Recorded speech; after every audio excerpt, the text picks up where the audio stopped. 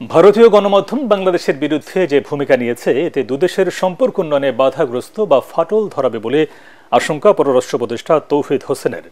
ঢাকায় বাংলাদেশ ভারত সম্পর্কের প্রত্যাশা, প্রতিবন্ধকতা ও ভবিষ্যৎ বিষয়ক সেমিনারে তিনি বলেন, ভারতীয় গণমাধ্যমের নেতিবাচক প্রচারণা ঢাকা দিল্লি সম্পর্কের জন্য শুভ ফল বয়ে আনবে না।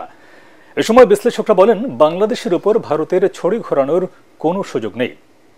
ইমদাদুল্লাহ বাবু রিপোর্ট। বসুন্ধরা ডায়াপেন্ট এখন আরো উন্নত। এই হট এয়ার থ্রো টপশিট দ্রুত শোষণ করে সোনামণিকে দেয় কোমল অনুভূতি।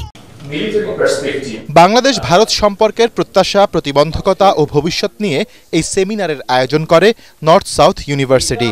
শিক্ষার্থী, শিক্ষক, সাবেক কূটনীতিক, নিরাপত্তা বিশ্লেষক ও রাজনীতিবিদ সহ নানা শ্রেণী পেশার মানুষ এতে অংশ নেন। সম্প্রতি বাংলাদেশের অভ্যন্তরীণ বিষয়ে ভারতের বিভিন্ন বক্তব্য, বিবৃতির তীব্র নিন্দা জানায় শিক্ষার্থীরা। আমাদের দেশে যে সাধারণ হিন্দুরা আছে তাদেরকে তারা বাংলাদেশি মনে করে না, তারা ভাবে বাংলাদেশে অবস্থিত সমস্ত হিন্দু তারা ভারতের অংশ। সেমিনারে বিশ্লেষকরা বলেন, দুই দেশের সম্পর্কে সম্মান ও ন্যায্যতা প্রত্যাশা থাকলেও তা উপেক্ষিত।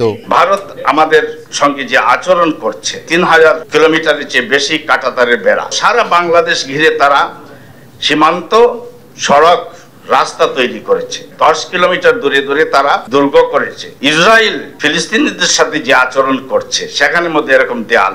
আমাদের ক্রেডিবল ডিটারেন্স থাকার কথা, এই কথাটা আমি বলার চেষ্টা করি অনেকে, কিন্তু এটা শুনতে চায় না। মনে করে ক্রেডিবল ডিটারেন্স মানেই মনে হয় আমি যুদ্ধ করতে চাচ্ছি। ইসকনের সাবেক নেতা গ্রেপ্তার ইস্যুতে ভারত সরব থাকলেও ওই ঘটনায় মসজিদ ভাঙা এবং মুসলিম আইনজীবী হত্যার বিষয়ে দেশটির নীরব ভূমিকার সমালোচনা করেন বক্তারা। মসজিদ ভেঙে দিয়েছে, বাংলাদেশের মানুষ প্রতিক্রিয়া জানায়নি, প্রতিবাদ জানিয়েছে শান্তিপূর্ণভাবে।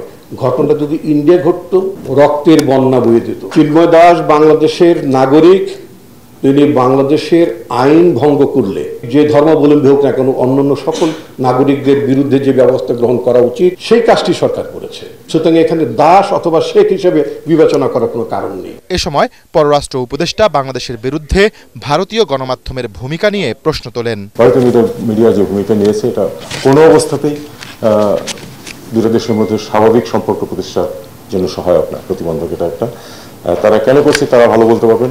এখানে আমার মনে হয় আমাদের মিডিয়ার একটা ভূমিকা নেওয়া প্রয়োজন আছে। আমি বলি না যে ভারতীয় মিডিয়াকে ফলো করুন, না, ওইরকম রিয়াকশন আমরা চাই না, কিন্তু ভারতীয় মিডিয়াতে যেসব মিথ্যাচার হচ্ছে সেগুলিকে তুলে নিয়ে আসা, আমরা আশাবাদী হতে চাইবো যে আমরা একটা ভালো সম্পর্ক প্রতিষ্ঠা করতে পারবো। বাংলাদেশ কারো জন্য নিরাপত্তা হুমকি নয় উল্লেখ করে তিনি আরও বলেন, এ নিয়ে প্রতিবেশী কোনো দেশের উদ্বিগ্ন হওয়ার কিছুই নেই।